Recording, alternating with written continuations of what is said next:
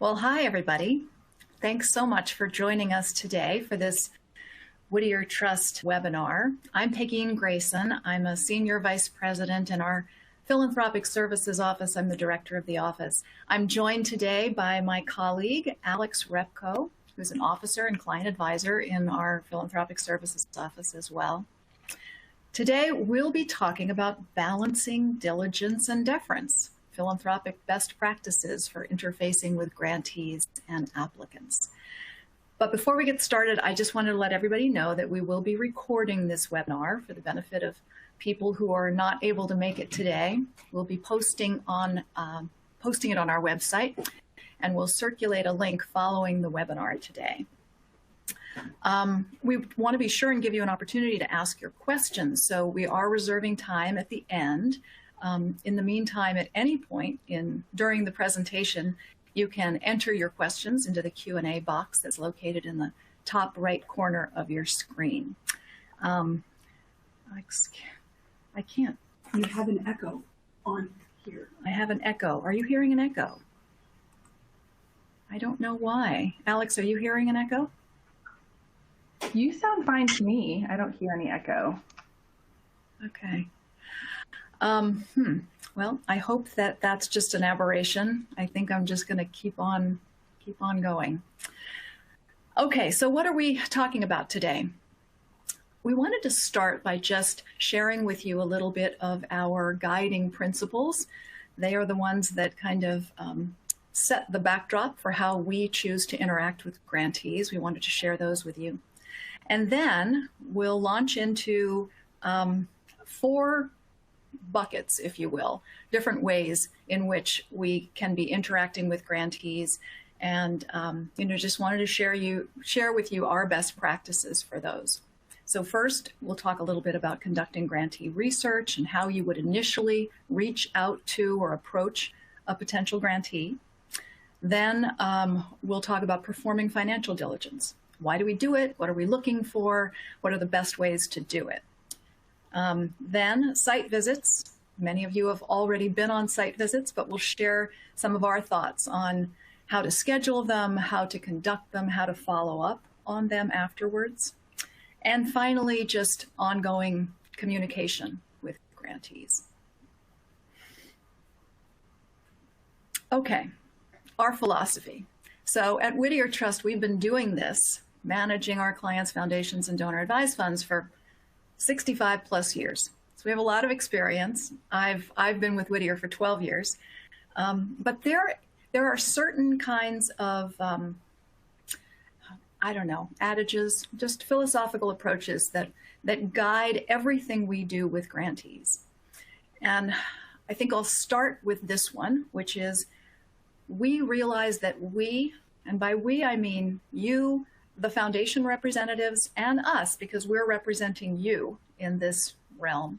But we can't do anything to accomplish our mission without the grantees, right? So we always try to approach grantees, nonprofit organizations, with gratitude. They're doing tough work out there, usually underfunded and understaffed, overworked, and we're grateful for what they're doing. And we try to treat them with respect.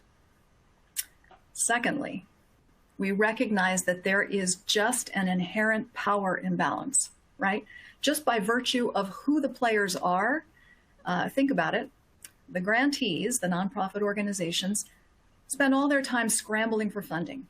They spend all year trying to bring in enough money to, balance their budgets, move their mission forward, carry out their programs. And we, on the other side, have the money. We're the decision makers. And by we, I mean you, but we're representing you.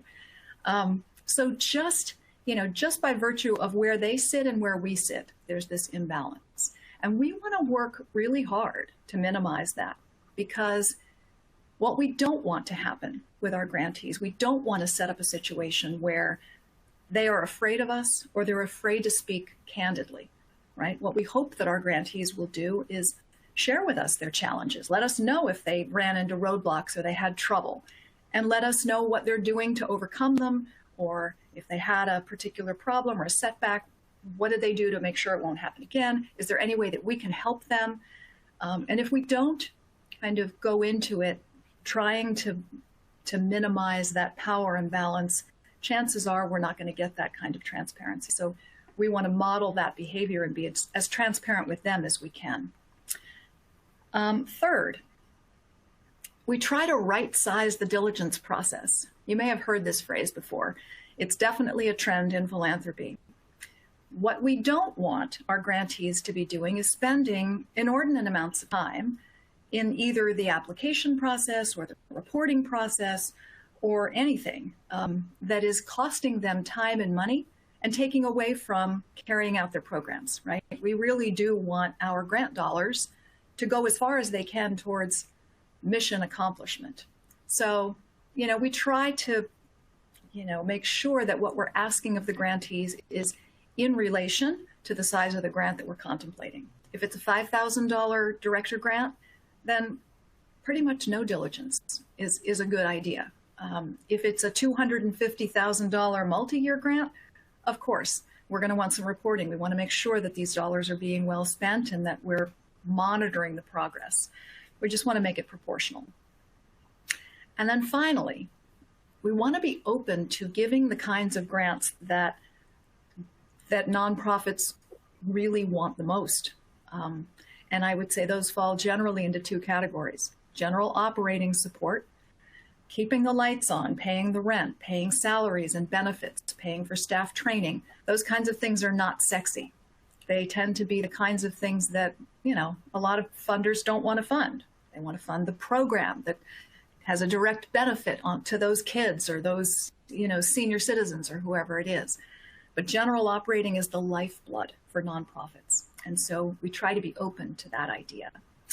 And secondly, multi-year funding, right? Just like in the for-profit world, nonprofits need to be able to budget. They need to plan for the future.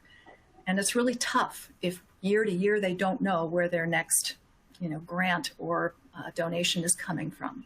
So to the extent that we can, it's always kind of manna from heaven for these organizations to get a 3-year grant, let's say. That helps them say, then I think with 3 years of stable funding, we can take a risk and hire this new program director and launch this new program, whereas they might not want to take that risk if all they had was 1 year of funding. So, next slide. Alex, over to you. Thank you, Pegine. Next slide. So on that note, we're focusing a bit more on you now and figuring out how do you even start the philanthropic giving process. I think some of you have experience with this, most of you do. But for a first step, it's really determining your philanthropic focus. This is very high level. You might already have a few ideas in your mind. You might already have some interests. You've maybe always been interested in giving to causes that support climate change. So that's an interest area. But some questions you might ask yourself is just, why are you giving? What do you want to achieve? And what do you maybe want to change or preserve in the world? So that's the first step. You can look at this map on the right, the red diagram, and this is just a few different interest areas that we listed out: environment, health and safety, education, arts and culture, human and civil rights, and these can all be really even divided even further. Education, that's quite a broad topic, so maybe you're interested in only giving to elementary schools or higher education research programs. But this really helps both yourself, and it helps you kind of figure out where am I actually interested in supporting. And if you are working with a Whittier Trust advisor, also helps us kind of gauge a good idea of maybe what type of causes are you interested in supporting, and then we can help you with the research process thereafter. And then one further way to narrow down your focus is determining a geographic focus. And so as you can see in the blue diagram, you might be interested in just supporting your local community.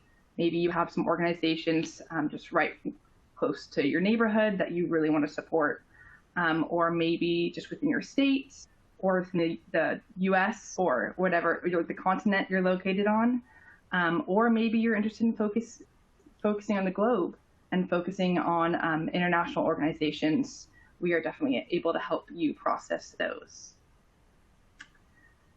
And so once you have your philanthropic interests defined, the research process begins. And there's multiple different ways that you can complete the research process. As we always want to recommend, you are more than happy to use us as tools. We are here, and that's what we're here for. And so if you had a few ideas, or maybe your siblings or cousins had a few ideas of organizations they've heard of, feel free to reach out to one of us and we can help with the research process. Otherwise, you can just do a simple Google search. Google, really cannot go wrong with that, and that can help you find the organization's website, which we'll delve into a little bit later down the slide. You also, GuideStar is a really handy resource. We use it almost every day. And that's where you can create a free account, or we have an account that we can help download reports for you. This is really just a really vast database that has information about each charity, their tax ID, their tax status, and we can download these really succinct reports that detail their programs and any information you would like. There's also Charity Navigator, which is similar.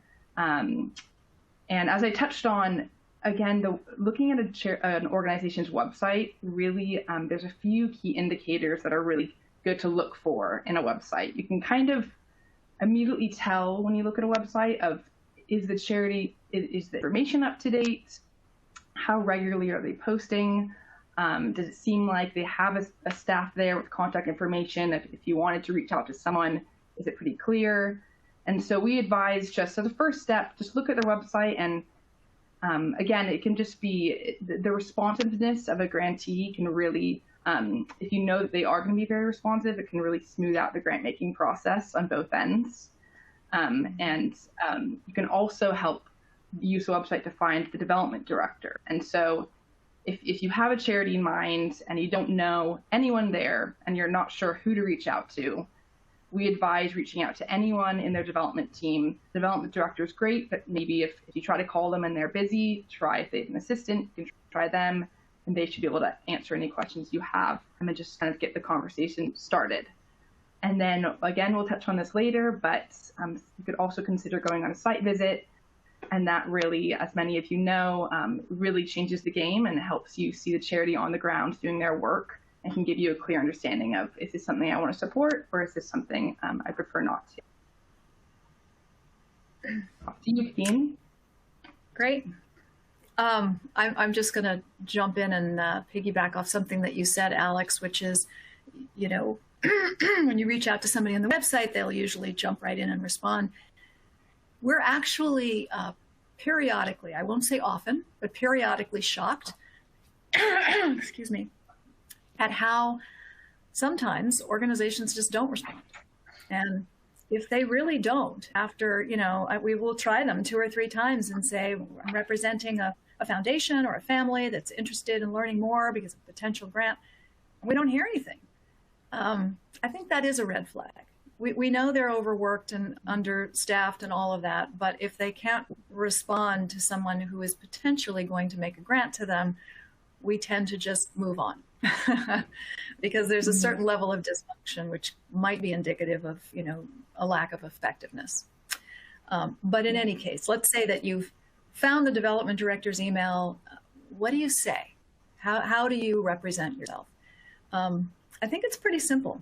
You just, again, we're being honest and transparent, and we're saying, hi, I'm, John Smith. I am a member of the junior board, the board of directors of the XYZ Foundation, and I'm interested in learning more. I've been on your website, it looks great, but we're thinking of a possible grant and wondering, if you can answer a few questions, or, let me come in and see, or have a meeting, or whatever it is that you're hoping for. So what kinds of information at this point do you want to request? Again, with a view towards right-sizing the diligence process, if what you're thinking about doing is, directing a $5,000 discretionary grant, then you're not going to want to request a formal proposal and all of their financials and all of that. This is much more kind of information gathering, right? And you're keeping the the lift on their part lighter. But if you're looking into this organization as a representative of the board and they're contemplating making a major grant, then probably a good starting place is to ask them to submit a letter of inquiry. They're called LOIs in short, and most development directors will know exactly what that means.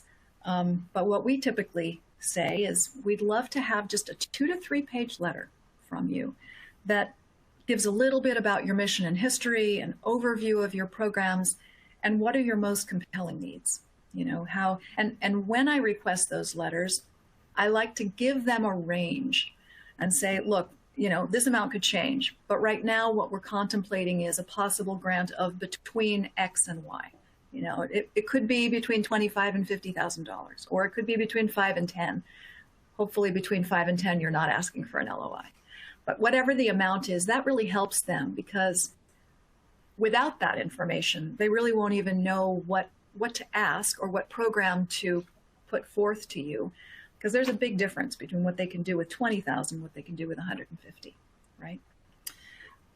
So at this early stage, when we're just asking for a letter of inquiry, we're really not asking for financials. Why? Because this is the moment in time where they're going to help you to figure out if you're really interested.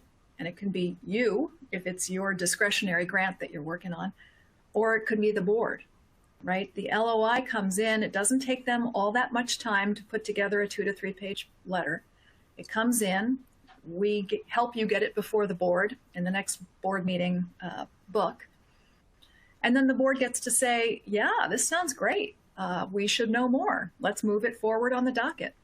And at that point is when you would probably say, all right, we're interested in a full proposal and we'd like to see your financials. We don't always ask for financials, but we do typically if it's a brand new organization to us, we don't know anything about them, or if it's a really big grant that we're contemplating. Next slide. So, financial diligence. What are we looking for? First of all, why do we do that? Why would we want to look at finances for a nonprofit? Well, first of all, we want to make sure that they're in good standing with the IRS, right? That they are complying with their legal obligations. So if they don't have a current 990, or if they're large enough audited financial statements, then right there is a red flag, and we're probably not going to want to fund them.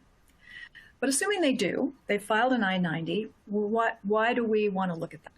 We're trying to figure out if they're relatively financially stable, not perfect.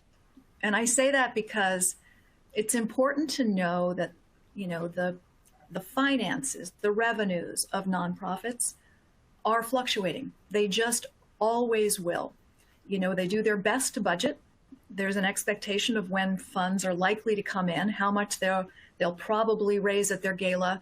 This grant will hopefully come in October, but all kinds of things happen, right? Sometimes it doesn't. Sometimes money gets delayed. It comes in the next year. So we're not concerned with deficits per se. What we are concerned with, though, is a huge deficit. If they're a $1.5 million organization and their deficit last year was $500,000, that's a third of their budget. So that's a potential concern. On the other hand, if they're a $16 million budget and they had a $45,000 deficit, you almost don't care about that at all. That's almost a rounding error for a $16 million budget. And you're also looking at trends. So let's say you see, you know, a modest deficit this year. You might want to look at the prior 2 years and see what the trend was. Was it significantly more 3 years ago and they've been chipping away at it, which shows you they've got a plan? They're putting something in place to make that deficit smaller? Or conversely, is it getting bigger and maybe something to worry about? We have on this slide, you know, the specific parts of the 990 where you could find certain information. I'm not going to walk you through that. But I will say, you know, so what do? Let's say you've looked at them and you have a concern. What we don't do is kind of call up their CFO or their development director and be accusatory in any way. like, wait a minute, what happened here? You know, it's more the way that we approach it is, so I've noticed on your 990 that you've been showing deficits for the past couple of years, and they're not insignificant. So help me to understand what that's about. What's the source of those? And is there a plan? We're wondering if there's a plan in place for turning that around, because I know, and I'm just telling you what I would say to the grantee, I know that my board is going to be potentially concerned, and I'd love to have your response ready so that I have an explanation to share with them. And when you put it that way, they're usually more than happy. They're glad you asked. They want the opportunity to clear up anything that might, jettison their request. So they're likely to just give you an explanation. And most of the time it makes sense. And it can be, our board knew that. We did that on purpose because we're launching a new program, and the board said, you know what, it's worth pulling money from our endowment to do that and showing a deficit, but this is an investment in our programs. So there's all kinds of possible explanations. The other thing I just want to touch on is CEO salary. Everybody's probably heard a lot about that. Sometimes it's in the press. There certainly is a threshold above which it can be excessive. But I guess I just want to share my personal philosophy is there's no hard and fast rule about it. I try to keep in mind that CEOs and executive directors of nonprofits have an incredibly tough job, especially, just like the CEOs of for-profit companies. It's no easier to run a nonprofit. In fact, it can be harder because you don't have, lots of revenue coming in from your products, right? So they're working very hard. They're managing staff. They're bringing in money. I think they deserve to be compensated for it. So you just kind of want to look at what they're earning, and you'll find that on page 7 of the 990, and just kind of compare it to the overall budget and ask, does it make sense? But what we certainly don't want to convey to nonprofits is, you don't deserve to have a high quality CEO. You should have someone who's kind of middling, because we want you to save that money, right? We want our grantees to be really well run and have an inspirational visionary leader at the top who feels well valued, because that's how they're going to be around for a long time and be effective in their mission. The last thing I'll say is project budget. We don't always ask for that. Sometimes you might want to see it. What does this look like, and what's the funding plan for it? Are we going to be the only funder funding this whole project? You probably don't want that, at least over the long term.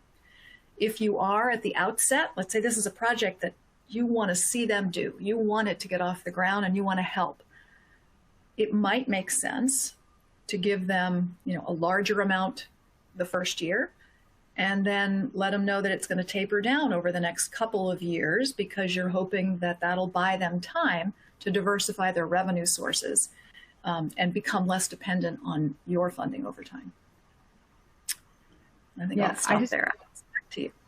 I want to chime in actually and just say, on Pegine's point, never be afraid to ask the grantee questions. I think we had a recent board meeting where some of the board members had a few questions about the budget surplus for different grantees, and we just sent an email to the grantees because we had tried to develop the best relationship we could, and they got back to us really quickly with a little explanation, and then we were able to help them out by presenting that at the board meeting. So just, I guess, to emphasize, developing that relationship with the grantees really helps, because then if you do have a last minute question where you're not sure about what part of their 990, they're open to sharing and answering. And they're thankful for the opportunity too. Alex, you mentioned a good point, and I should have said this. You could also potentially be concerned about surplus, right? I've had clients who will look at a 990 and say, well, wait a minute, they're showing surpluses 3 years in a row. Maybe they don't really need our funding. And instead of jumping to conclusions, sorry about that, it's better to just ask the question, because maybe they're saying, you know what, we have been so ravaged by, COVID or whatever economic conditions there have been, we're determined to build up an endowment, and that's what we've been working towards. So all of those surpluses are going towards an endowment to make us more sustainable. So you never know what they might say, but it's worth asking. Great. Well, so now we move into the site visit section. And so again, I'm sure many of you have participated in these, and post-COVID, we're probably excited about the opportunity to have in-person site visits again.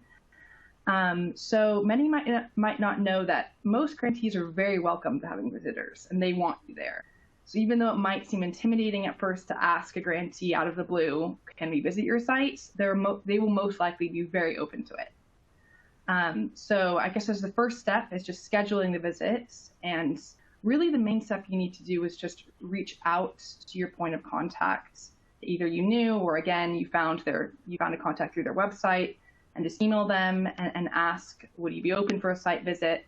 But just one point to note, even though they will most likely be very willing to have you, you do want to be respectful of their time, because a lot of times they have a lot of other things going on as well. And also, you just want to keep in mind that if it is a grant on the smaller size, you might not want to have a full-fledged all-day site visit with lunch and breakfast and all of that stuff, just because obviously it does cost money, and sometimes maybe the foundation you're with will support that, but sometimes, a lot of times, the grantee will pay for that. So you just want to be mindful of your request, and even if it is a smaller grant, maybe just keep it to just under an hour site visit. But they will be willing to have you, and it really does make a difference. And then in terms of conducting the site visit, obviously you want to show up on time. And it is important for the on-time part, because a lot of times they might have some of their board members there, or they might have quite a few of their staff members there waiting for you. And so they've all taken time out of their day. That you just want to be respectful of that. And then just to look for success indicators. How organized and clean are they? Do they seem energetic? Do they seem prepared? They don't have to have some huge presentation, but when they do have if they do have one, you can just kind of tell, okay, this organization really took time out of their day to present this presentation for us and put their best foot forward. That you'll just kind of subtly realize, like, okay, if they're doing this for us, that's maybe the type of organization I would want to support. They seem really organized and responsible. And yeah, just be appreciative and respectful, ask any questions. And then just a final note is just to offer information about yourself. Don't be afraid, even if you're unsure of if you are going to be giving to them. It really helps the transparency aspect, just to be as open and honest as you can. And just, they'll probably want to hear about your backgrounds. I'm sure they may have even researched you. They probably know what foundation you're coming from. But just to be open and honest about how long you've participated on the foundation, your grant-making interests, and even just the decision-making process. You could say, maybe just give an overview of how does the foundation accept LOIs? When do they conduct their grant-making? That's okay information to share, and it will help them, because if you don't say any of that information, they might just be kept in the dark a little bit, and they might just not know at all the whole entire year of when is the grant-making process happening. So don't be afraid to share information about you and the foundation. And then the next part is after the visit. And so you hopefully had a great time. And so we just suggest just sending a thank you email to all the participants. Chances are they already had emailed you over email to organize the logistics. So you can just have a quick email back to them saying thank you, even if you're not intending to support them, just because I think, again, it really just helps.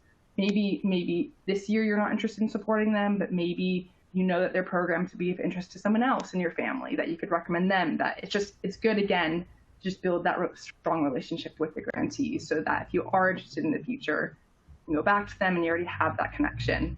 And again, just letting them know about the timing of any grant decisions and what the likely next steps are. Often, if you're working with Whittier Trust advisors, you can just say that one of us will reach out to them with the next steps. But yeah, it really, again, helps just to be as transparent as you can. And as you can see, there's a few pictures here from some site visits that happened. I think this is at the San Diego Zoo. So yeah, lots of great memories. There were a few more pictures. And so you can tell just from these past couple of years, it's been some great visits, and it really does leave a long-lasting impact on you and family. Great. Off to begin. Okay. Well, we're getting close to the end. I want to remind everybody, if you do have questions, please go ahead and plug them into the Q&A box. Alex will start to sift through those now. So, the question is, now you've done it, right? You've reached out to them, you've engaged in some diligence, maybe you've done a site visit. So what does that look like? There are lots of different options. Sometimes we just make a grant and then we kind of move on. But there's so much more that's possible. And I just want to make sure you kind of at least are asking yourself the question, might I want to stay more involved? You can ask to be added to their regular newsletter so that you're up to speed on what's happening. You can ask them to, give you an update at the end of the year, the end of the grant term. Just let me know in an informal email or a short letter, what you did with those grant funds. We'd love to know. And beyond that, of course, there's always volunteering. There's, looking around and saying, wow, this is something I really might want to be a part of. And maybe they could benefit from more than just our foundation's money. But that's a very rewarding way, I think, to stay involved in an organization and, frankly, continue to evaluate their effectiveness. If you're a volunteer, you're going to see it. Some of our clients opt for remaining anonymous, and that's fine too. We can do that better through a donor-advised fund. It's a little more challenging to remain anonymous for a foundation. But I think most of the time, most of our clients are wanting to develop genuine relationships with their grantees, and it is a lot of fun. And I guess I'll end there just with one final reminder that we are here to help you. Alex and I love this work. It's a privilege to work with our philanthropic families and help the next generation kind of get up to speed and find their philanthropic legs. So call on us anytime. And now let's have a couple questions, Alex. What are you seeing? Yes, we have two. So thank you for submitting those. The first one is, do you have recommendations around maximizing impact with the idea that government or corporate giving far outpace all private funding? The government or corporate, say that again? Government or corporate giving far outpace all private funding. This may be how organizations are positioning themselves for financial stability and impact through these sources. So I'll jump in, but Alex, jump in if you want. But I think the first thing I want to just emphasize is, yes, anything that the private philanthropic sector can do is going to be dwarfed by government money, generally speaking. There are areas, of course, where the government isn't acting, but generally speaking, we can't even begin to reach what government does. Having said that, government is also incredibly lumbering, slow, not innovative. It takes a long time to get from the application stage to final approval, and then talk about hoops. I mean, organizations typically have to hire a dedicated person just to manage government grants because they are so oppressive in what they require. So all of those things being true, nonprofits really love private philanthropy because we can be so much more nimble, so much more creative.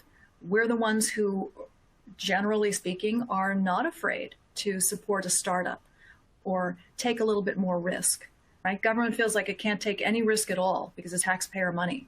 But with charitable dollars, you can. And so there's a place for private philanthropy that I think is very exciting. And I think it has a lot of potential for identifying the promising pilots, taking an innovative idea and saying, wow, this worked. And but for the private philanthropy funding it, we never would have even known that because government wouldn't get behind it until it's already a going concern, right? So I don't know. Would you add anything, Alex? Do you want to say something? No, I mean, I know off that question, there's one more question, just is how can philanthropy be used as venture capital-ish finances to offer ideas of change to be proven? I think I might be reading that wrong. No, I would agree with you, Pegine. I think it really depends also. I think some foundations, they might not want to support grantees that get any government support. I think it is tough because during COVID, obviously, I think a lot of grantees, maybe they had no other choice. So I don't think, in my opinion, I don't think it's a red flag initially. But it is, again, it is pretty amazing that the difference you have from private funding from different foundations, it is. I think that's where we have really tried to, even with reporting requirements, we try to be more lenient on those unless it's really required, because we know that they already have so many other government loans they might be applying for that have all these necessary requirements that is taking up their time, that the benefits of private philanthropy can go much further. Maybe So we can I get back really to the like next this. question afterwards. Yeah, I like this next question because, we've been talking today about making traditional grants to nonprofit organizations, and that is a big piece of what foundations do, obviously. But that's not all of what foundations can do. And there are actually some very exciting ways that foundations can begin to align the other 95% of their corpus with their values and helping to move the foundation's mission forward outside of the grant-making process. So we call that impact investing or social venture investing or ESG, which stands for environmental social governance. Screens. You can do all kinds of things, but I think we're just beginning to scratch the surface there. You can have, for example, if your mission is to further, access to healthcare for low-income folks in your community, you can start to look into what's being done in the healthcare realm that is cutting edge, innovative, just needs a boost to get it to take this concept to market. It's a for-profit company, but they're never going to realize what they're doing without some help to prove the concept. And foundations can actually make grants to or make investments in, both of those things are true, the private sector, as long as the goal, the project that you're supporting is for the public benefit. There's certain rules around that. But the thing to remember as you start to think, I wonder if we could diversify our investments and go a little in that direction.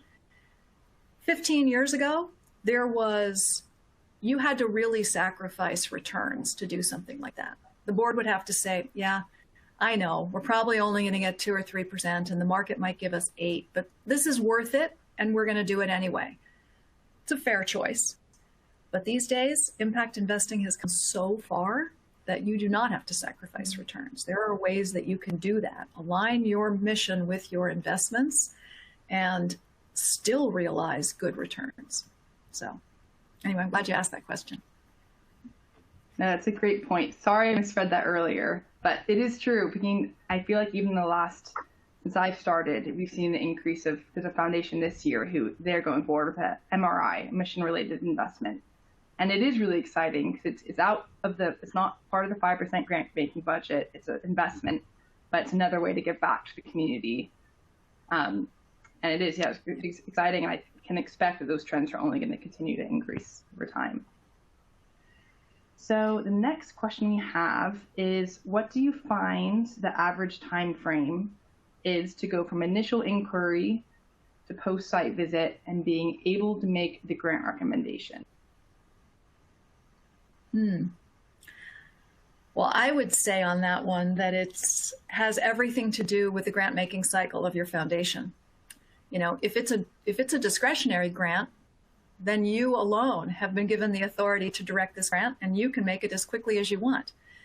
But short of that, if it's a board, kind of communal grant, it depends. Does your foundation meet once a year and do all its grant making in May? Do they meet quarterly? And, it's just a matter of getting it on the next docket. Is there a two-stage process? I described LOIs, and then they move forward with a full proposal, and then there's a decision. But lately, a lot of my clients have been deciding, what? We don't want to do that two-stage thing. We don't want to make our grantees jump through that second set of hoops. We're just going to award our grants based on the letters of inquiry.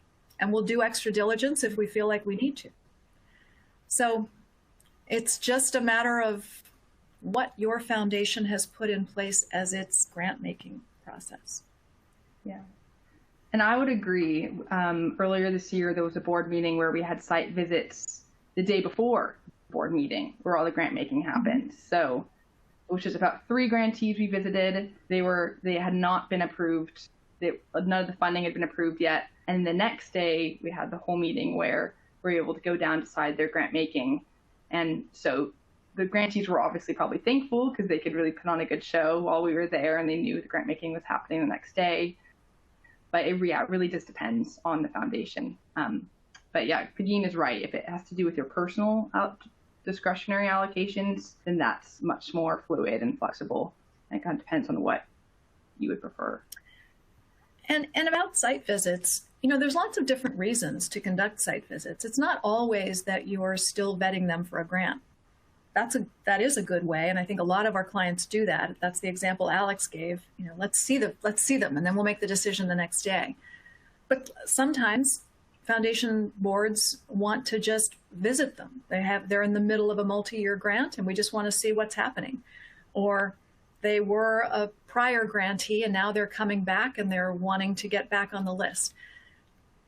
Or, the foundation is just wanting to go in a different direction, grant making wise, and they're wanting to just learn. And often grantees are really willing to do that, to just say, okay, we'll tell you about what we do and how we do it, even though they know that there's no pending request.